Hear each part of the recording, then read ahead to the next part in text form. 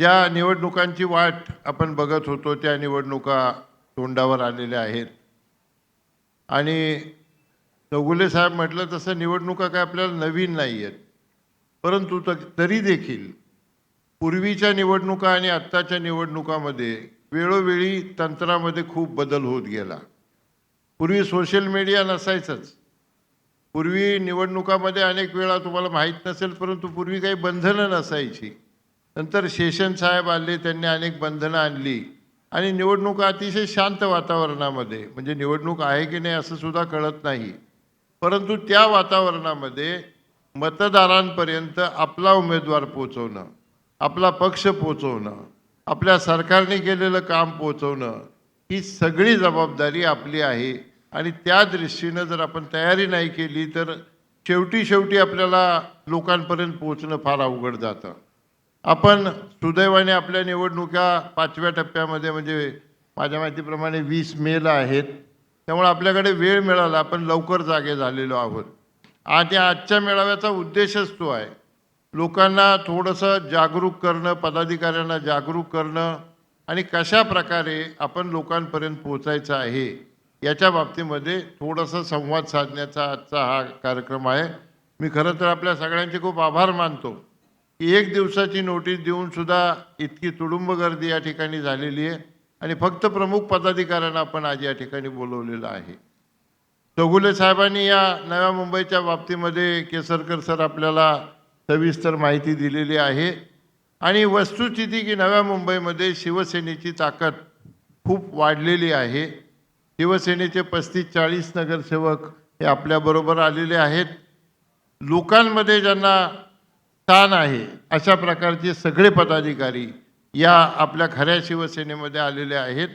आणि जे कोणी थोडेफार राहिलेले आहेत, मला असं वाटतं लोकसभेच्या निवडणुकामध्ये, येणाऱ्या लोकसभेच्या निवडणुकामध्ये महाराष्ट्रामध्ये मागच्या निवडणुकीला झालं तसंच वातावरण असेल. 5-6 जागा फार तर विरोधी पक्षाला जातील आणि बाकी सगळ्या जागा महायुतीकडे येतील, ही वस्तुस्थिती आहे.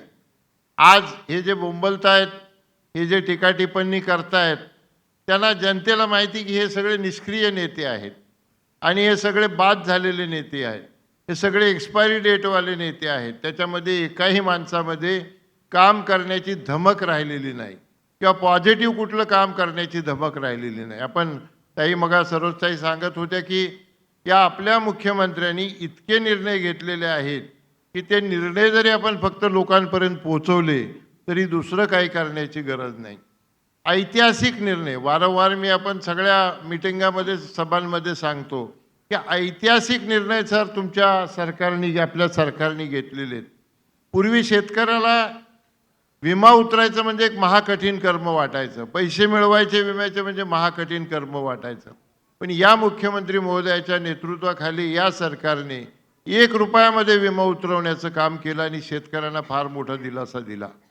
सरोजताई, तुम्ही नेहमीच महिलांसाठी सरकारने केलेल्या कामाची यादी वाचता आणि खरोखर ते सांगण्यासारखंच आहे, अभिमानाने सांगण्यासारखं आहे, गर्वाने सांगण्यासारखं आहे. महिलांसाठी या शिंदे साहेबांच्या सरकारने इतके चांगले निर्णय घेतलेले आहेत की लेक लाडकीसारखी योजना 1 लाख रुपये देणं ही काही साधी गोष्ट नाही आहे, किंवा 75 वर्षाच्या पुढच्या सिनियर सिटीजनना 1 रुपया न देता एसटीतून प्रवास करणं, महिलांना अर्ध्या तिकिटामध्ये प्रवास करणं, ह्या साध्या योजना नाही आहेत. आणि शेतकऱ्यांसाठी मी मगा म्हटलं तसं 45,000 कोटी रुपये या सरकारने 1.5 वर्षामध्ये दिलेले आहेत.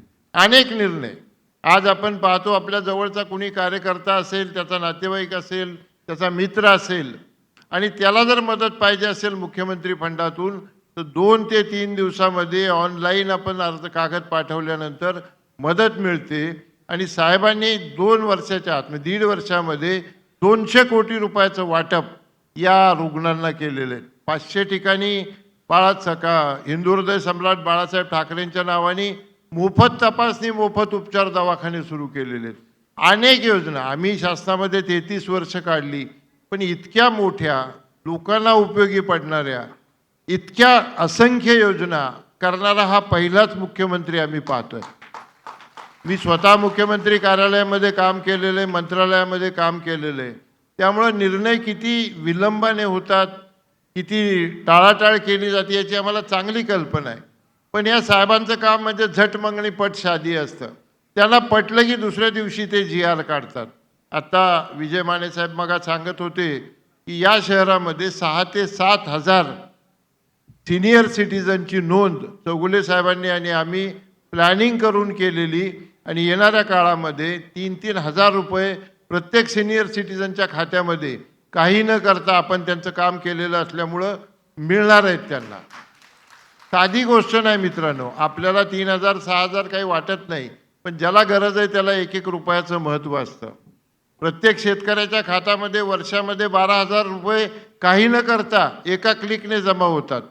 ऐतिहासिक निर्णय आहेत सगळे. तुम्ही पाहिलं असेल मुख्यमंत्री महोदय त्यांच्या प्रत्येक संवादामध्ये, प्रत्येक भाषणामध्ये, प्रत्येक प्रेस कॉन्फरन्समध्ये सांगतात की महाराष्ट्र राज्यामध्ये रस्त्याची कामं असो, फ्लायओव्हरची कामं असो, जेटीची कामं असो, लिंकची कामं असो, सी रोड असो, 8.5 लाख कोटी रुपयाची कामं, मेट्रोची कामं असो, मोनोची कामं असो, 8.5 लाख कोटी रुपये कशाला म्हणतात, इतकी कामं या मुख्यमंत्र्यांनी राज्यामध्ये चालू केलेली आहेत. आणि हे साहेबांचं काम बघून दिल्ली सरकार जे साहेब मागतात ते सगळं देतं. हजारो करोड रुपये सेंट्रल गव्हर्नमेंटनी राज्य सरकारला दिलेले आहेत. ते साहेबांनी जे काम केलं, या सरकारने जे काम केलं त्यामुळं दिलेले आहेत. आणि हे बोंबलणारे काय म्हणतात की हे दिल्लीला जाऊन सलाम करतात. अरे तुम्ही दिल्लीला गेला तर तुम्हाला शेवटची खुर्ची मिळते, तुम्हाला बोलायला 2 मिनिट वेळ मिळत नाही. आणि ज्या माणसाला करोडो रुपये मुख्य प्राईम मिनिस्टर देतात, प्राईम मिनिस्टर ज्यांचा उल्लेख अतिशय लोकप्रिय, अतिशय कष्टाळू म्हणून मुख्यमंत्री म्हणून करतात, तो मोठा का काही न करणारे तुम्ही नुसते बोंबलणारे मोठे, याचं उत्तर या लोकसभे निवडणुकीमध्ये लोक दिल्याशिवाय राहणार नाहीत मित्रांनो. आज मग फाटक साहेब बोलले तसं गद्दार मिंदे, आता काय झालं की यांच्याकडे मुद्दा काय राहिलेला नाही. ज्यावेळी हे लोक सत्तेमध्ये होते हे घरात बसून राहिले, ऑनलाईन काम करत राहिले, एकही महत्त्वाचा निर्णय घेतला नाही. मी वारंवार प्रत्येक मीटिंगमध्ये तुम्हाला विचारतो की याच्यापैकी एका तरी माणसाने शिंदे साहेब येण्यापूर्वी वर्षावर गेलेला असेल तर हात वर करा. एक माणूस दाखवा मला. यापूर्वी यापैकी आपण 600-700 लोक इथे पदाधिकारी जमलो. आम्ही तर जात होतो, समजा आम्ही वरिष्ठ होतो, पदाधिकारी होतो म्हणून. एक तरी माणसाने मुख्यमंत्री कार्यालय ठाकरे साहेब असताना गेलेला असेल तर त्याने हात वर करावा आणि एखाद्याचं काम झालेलं असेल. त्याच्याही पुढचं मी तुम्हाला विचारतो की ज्या राजन विचारे साहेबांसाठी आपण स्वतःचे पैसे खर्च करून, मेहनत करून रात्रंदिवस कशाची अपेक्षा न करता मेहनत करून त्यांना निवडून दिलं, इथल्या एकाही कार्यकर्त्यांनी सांगावं की विचारे साहेबांनी त्याचं काम केलेलं आहे. हात वर करा, प्रामाणिकपणाने हात वर करा. एक तरी कार्यकर्त्याने सांगावं की त्याला विचारे साहेबांनी एखादं पद दिलेलं आहे. अरे तुम्ही प्रत्येक कार्यकर्त्याला हिडीस पिडीस करायचं, प्रत्येक येणाऱ्या पदाधिकाऱ्यावर ओरडायचं आणि एकही काम करायचं नाही. आणि ठाण्याला आपण इकडे बोलवलं की सांगायचं मी मीरा भाईंदरला आहे, मीरा भाईंदर कार्यकर्त्यांनी विचारलं त्याला सांगायचं नव्या मुंबईला आहे. आता असे लोकप्रतिनिधी आपल्याला नको आहेत. आम्ही शिंदे साहेबांना सांगितलं आणि सगळी मंडळी म्हटलं तसं, शिवसेनेच्या दगडाला तुम्ही आमच्याकडे द्या, आम्ही प्रचंड मताधिक्य नव्या मुंबईच्या दोन्ही मतदारसंघातून देऊ. हे आश्वासन आम्ही CM साहेबांना दिले. पण आमचा आग्रह तोच आहे की शिवसेनेच्या धनुष्यबाणावर उभा राहणाराच कार्यकर्ता आम्हाला मिळाला पाहिजे. एखाद्या शाखा प्रमुखांना जरी साहेबांनी तिकीट दिलं तरी आमची तक्रार नाही. तो साहेबांचा अधिकार आहे. तो फडणवीस साहेब असतील, अजितदादा असतील, शिंदे साहेब असतील, त्यांना ठरवू द्या, आमचं काही म्हणणं नाही. परंतु तिथे शिवसेनेची ताकद आणि ठाणे हा तर तुमचा नरेश म्हस्के साहेब, पाठक साहेब तुमचा बालेकिल्ला आहे, तुमचं बलस्थान आहे, तुमची ओळख त्याच्यामुळे आहे. आणि मगा कोणीतरी म्हटलं तसं दिघे साहेबांचा तो बाळासाहेबांचा आवडता जिल्हा आहे. त्यामुळं येणाऱ्या काळामध्ये जो कोणी उमेदवार असेल, काही फरक पडणार नाही मित्रांनो, कुणीही उमेदवार असू द्या, कारण आधीच्या खासदारांनी काहीही काम केलेलं नाही हे वेगळं सांगण्याची गरज नाही.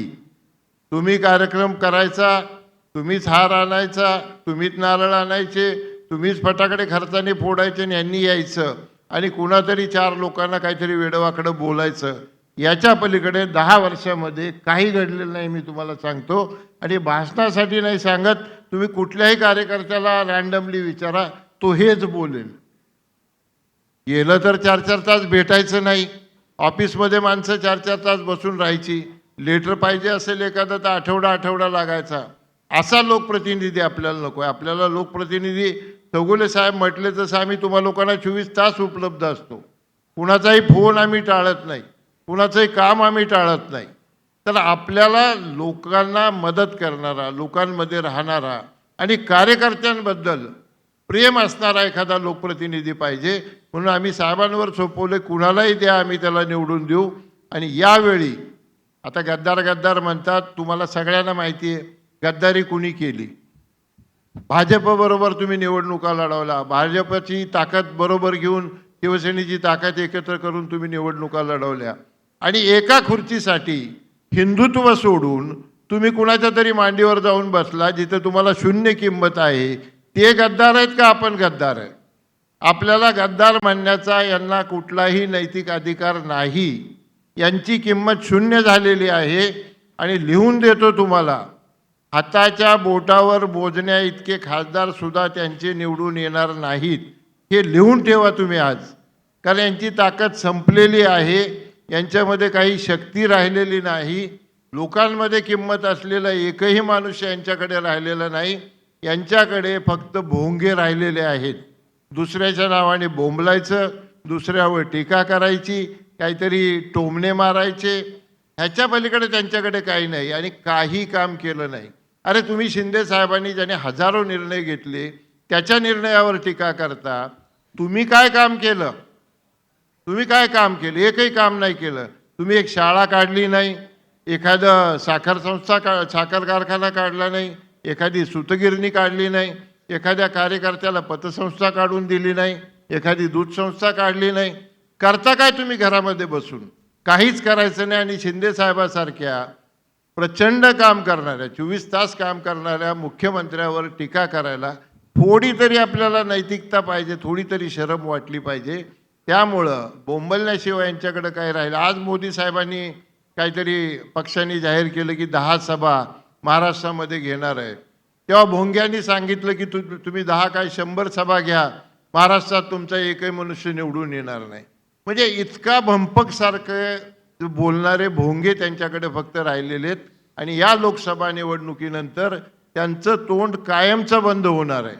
आणि याच मतदारसंघाबद्दल जर नवी मुंबईबद्दल सांगायचं तर जी काही शिल्लक सेना राहिलेली 2-4% लोकसभेनंतर केसरकर साहेब एकही मनुष्य त्यांच्याकडे राहणार नाही. हे मी तुम्हाला खात्रीने सांगतो. आजही शिल्लक सेनेतले लोक आमचे सगळे संपर्कामध्ये आहेत. 2-4 टाळकी सोडून द्या. त्या लोकांना सुद्धा घेताना आम्ही आमच्या लोकांना आधी विचारतो की बाबा घ्यायचं आहे का. आणि जर त्रास करणारा असेल, नटोरियस असेल, तर आमच्या लोकांनी सांगितलं घेऊ नका, तर आज आम्ही घेत नाही त्यांना. सगळे लोक संपर्कामध्ये आहेत. त्यामुळे इथं कुठलीही शिल्लक सेनेची काही ताकद राहिलेली नाही. सगळी लोकांमध्ये ताकद असलेली माणसं ही सगळी मागे इथे सगळे पदाधिकारी आणि नगरसेवक बसलेले आहेत. शिवसेनेने याच्यापूर्वी ज्या जोमाने ज्या ताकदीने या मुंबईमध्ये काम केलेलं आहे त्याच्याही पेक्षा जास्त ताकदीने येणाऱ्या काळामध्ये आम्ही काम करू, अशा प्रकारचे आश्वासन आपण इथे उपस्थित आहात म्हणून देतो. आणि तुम्ही जे काम सोपवाल, जो उमेदवार द्याल त्याला जास्तीत जास्त मताने निवडून देऊ अशा प्रकारची खात्री देतो. पुन्हा एकदा सगळ्या पदाधिकाऱ्यांचे, तुम्ही इतक्या मोठ्या संख्येने 1 दिवसाच्या नोटीसने या ठिकाणी आलात त्याच्याबद्दल तुमचे मनापासून आभार मानतो. केसरकर साहेब, आम्ही तुमचा खूप ऋणी आहोत. आमचं निमंत्रण नसताना आम्हाला कल्पना नव्हती सर की आपण येणार आहात, तरी आपण एवढ्या मोठ्या पदावर असताना स्वतः या ठिकाणी आलात. पाठक साहेब तुम्ही आलात, मस्के साहेब तुम्ही आलात, तुमचं या ठिकाणी स्वागत करतो आणि मी माझे 2 शब्द संपवतो.